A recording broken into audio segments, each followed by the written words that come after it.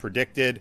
We've also seen major flooding in places like Collier County, Sanibel, Fort Myers Beach. You're also seeing inland flooding because of the inundation that you're seeing. So some of the counties in the interior of the state are seeing major water events as well.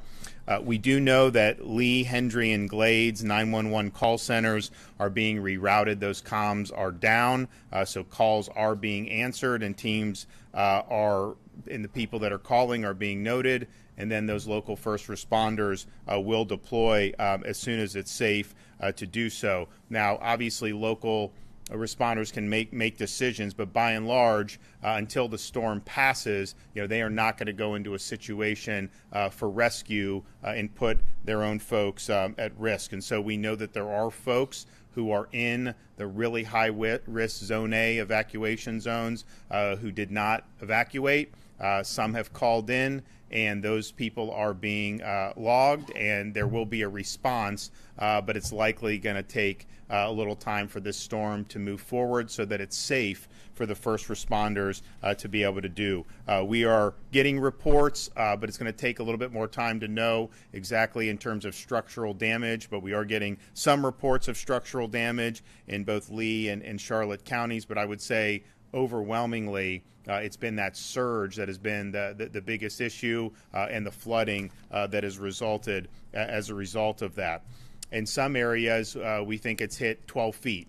Now, it is our meteorologists' view that the storm surge has likely peaked and will likely be less in the coming hours than it has been up to this point. But we know that this has been a big storm, and it's done a lot of damage as it is. It is going to continue to move through the state of Florida. You're going to see hurricane force winds in places in central Florida, perhaps. It's clearly a very strong tropical storm all the way until it exits the Florida peninsula in the Atlantic Ocean. There are, as much as we're focused on Southwest Florida, very important, obviously, when you have a storm of this nature. I think at landfall, it's going to be behind only the Labor Day hurricane, Hurricane Andrew, and Hurricane Michael in terms of intensity.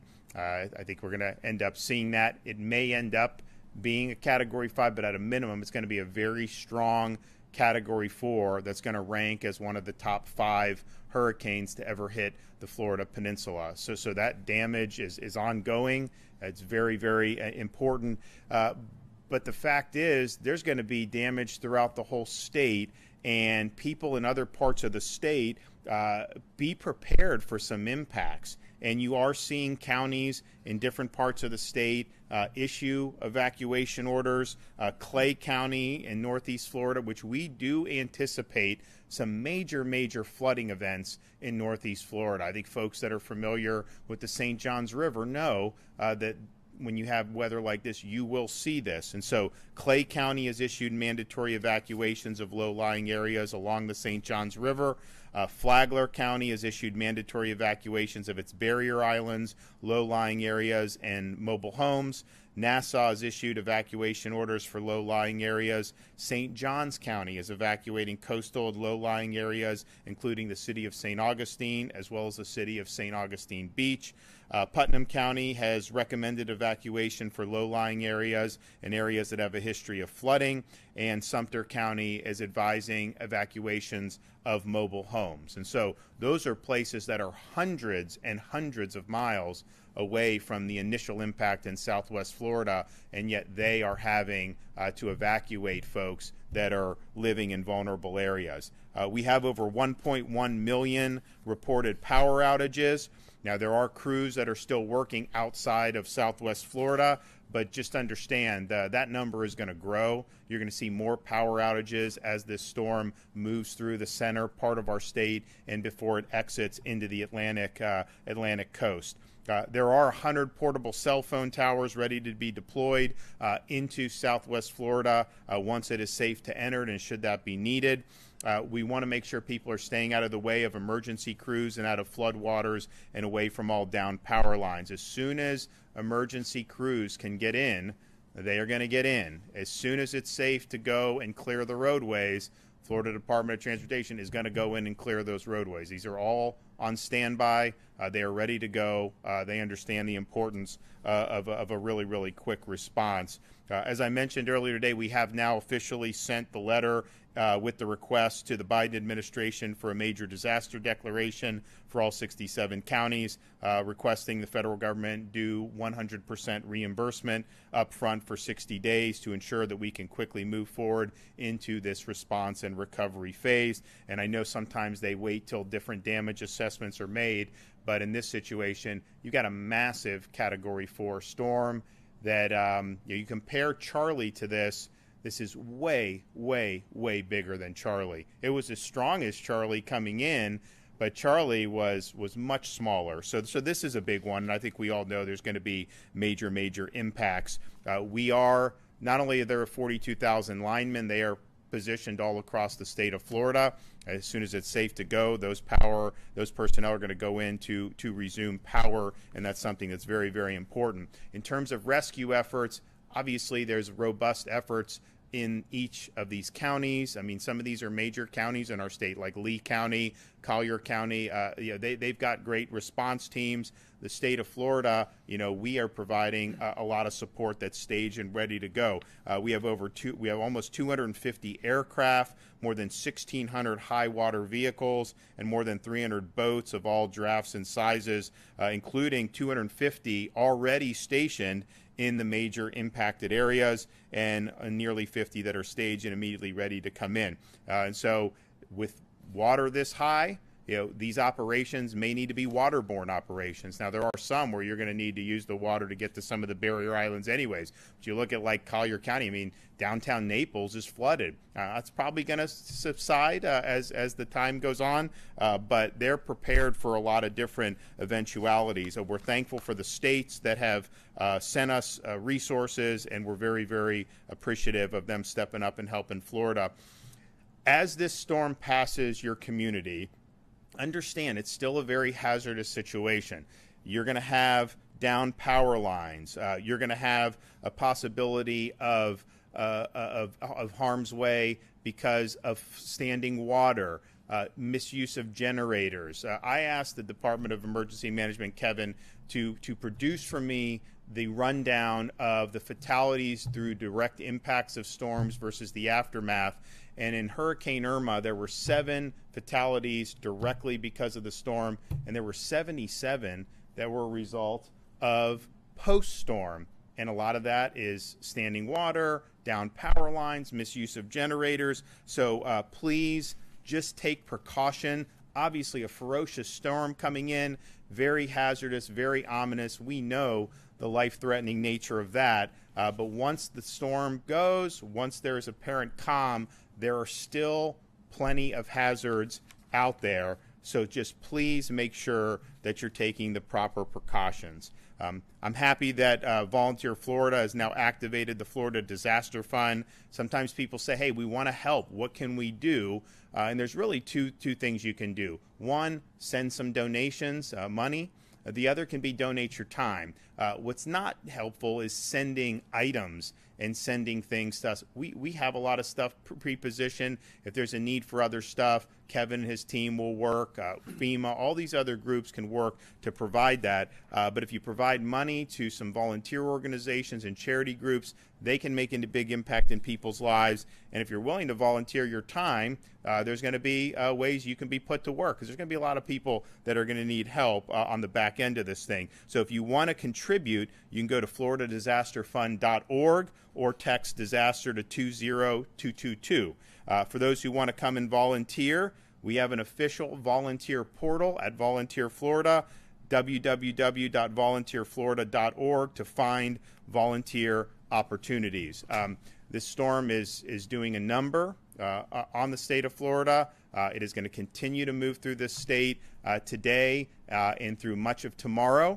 And there's going to continue to be a number of adverse effects. I can tell you that as soon as it moves beyond Southwest Florida, you're going to see a massive surge of personnel and supplies to be able to help those who are in need, get people back on their feet, and help to rebuild those communities. Kevin? Yes, sir. Thank you, Governor.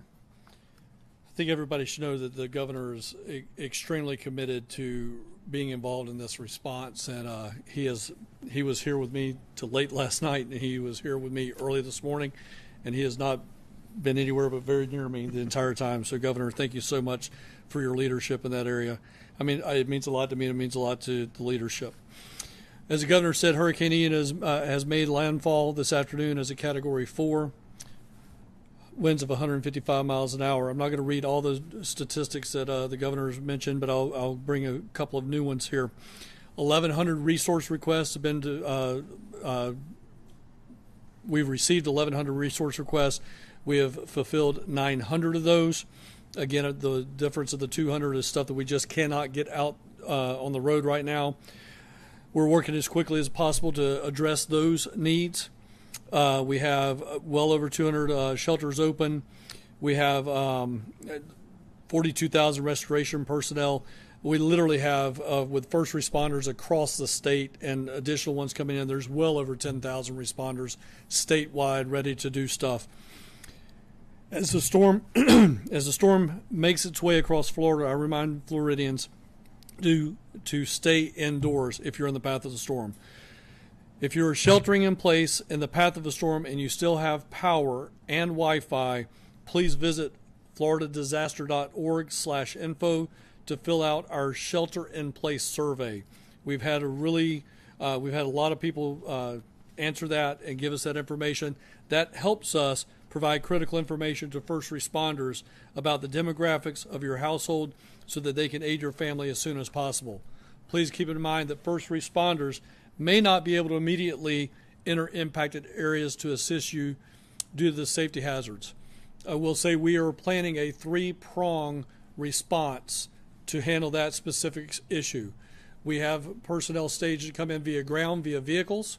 We have personnel staged to come in via air with aerial deployed search and rescue assets. And then we also have the Coast Guard and the Florida Fish and Wildlife Commission ready to come in by sea for those barrier islands and beachfront properties. So we will have a response mechanism that involves all 3 of those arms. Shelter-in-place survey, again, I just reiterated, is floridadisaster.org/info. If you need immediate assistance, please dial 911. That site is not a replacement for 911. If it is calm outside, you may be in the eye of the storm. As the eye of the storm continues to move inland, is getting ready to enter areas such as Hendry County, Glades County, do not go outside if all of a sudden the wind stops. In this situation, that means you're in the eye of the hurricane. Seek shelter immediately, get into an interior room, and protect yourself. Do not walk or drive through flooded areas. Floodwaters can stall your car and sweep you and your car away in the blink of an eye.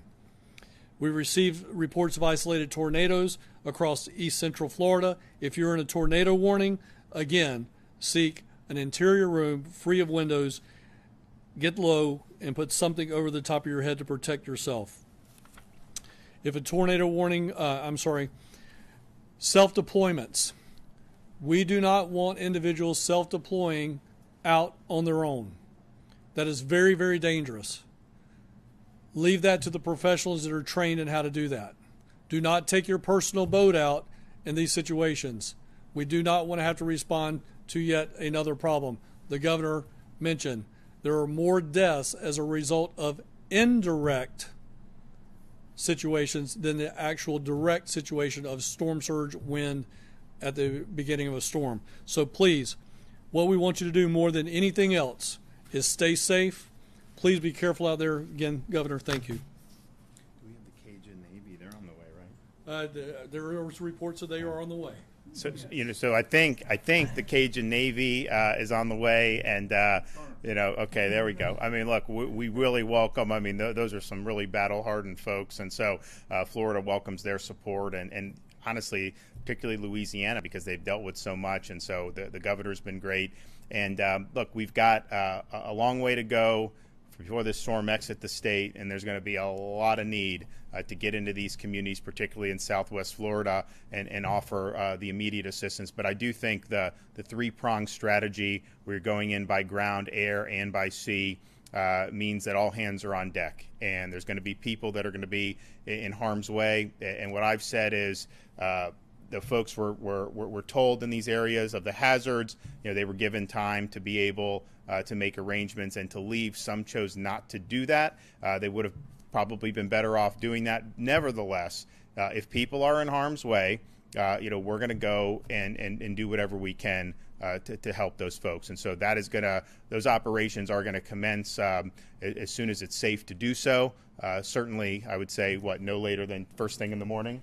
Yes, sir. Yeah, no later, as soon as it's light outside and people are able to do it. And then it begins with the clearing the roads, making sure that the electrical folks can get in there. I was able to thank a number of these linemen. We went over to Lake City where a number of them are staged. These are great folks. They're coming from all across the country. I mean, I met people from Alabama, from Texas, from Louisiana. They're all coming to Florida. When we were driving back to Tallahassee from Lake City, I saw this beautiful sight of all these electrical vehicles coming where they had all the electrical equipment on. And these are folks that are going to help put people's power back on. It was just a procession of them. So we talked about 42,000. I'll bet you after today there's probably going to be significantly even more. So you really are seeing just a great logistical effort to put all hands on deck in this response.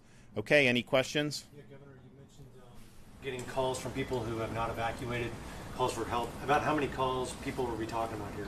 Kevin, you want to take that? So right now, I don't want to give you a solid number because it'd be a guess. I know earlier today we had the initial report was 21, and then we, because of the 911 issues in that Southwest Florida area, we had one small rural county that was answering calls for the larger county saying that they had hundreds of calls.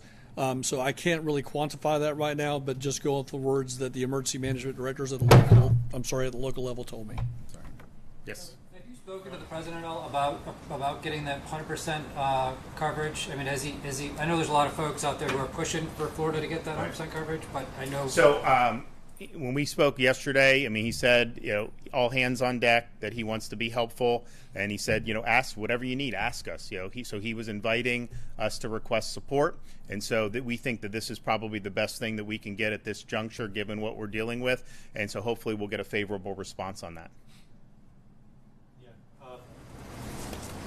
Mr. Guthrie mentioned this earlier, but this is obviously a big flooding event, and a lot of these places might not have flood insurance.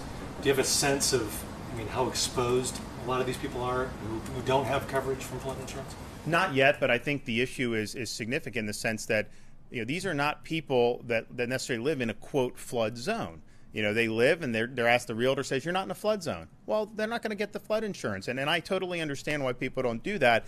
But just because you're not in a, quote, flood zone does not mean that you're not at risk of a catastrophic event like this. And so I think you're going to see some clearly. How many, that remains to be seen. Now, there are programs that FEMA has to try to provide relief for people, but it is not going to be commensurate to having had a policy. And so this is an issue that we're going to have to deal with. But I do think it will be something, because we deal with this in other storms across the country, including Florida. When you have this about the homeowners policy will cover certain things, but the flood policy covers probably the most significant risk for most homeowners in Florida, given the risk of flooding that we have in so many different parts of our state. So we're sensitive to that. There's obviously going to be some folks that are going to be in need of support and relief, and we're obviously going to work as best we can. I will say that people have been asking about some of the overall homeowners insurance with like Citizens. Citizens, I think right now they're between $6 and $7 billion of surplus. They're modeling, based on paying out a lot of money in claims for this, was that they would still have between $4 and $5 billion in surplus, and so they view themselves as being able to weather this.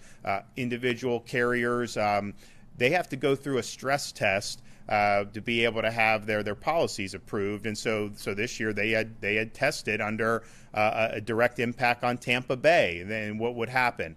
And so, they have policies, they have reinsurance, we have our RAP program, and of course the CAT fund. But for citizens, they feel very strongly that they're going to be able to handle this and still have pretty significant reserves. Okay, thanks so much. I'll see you guys.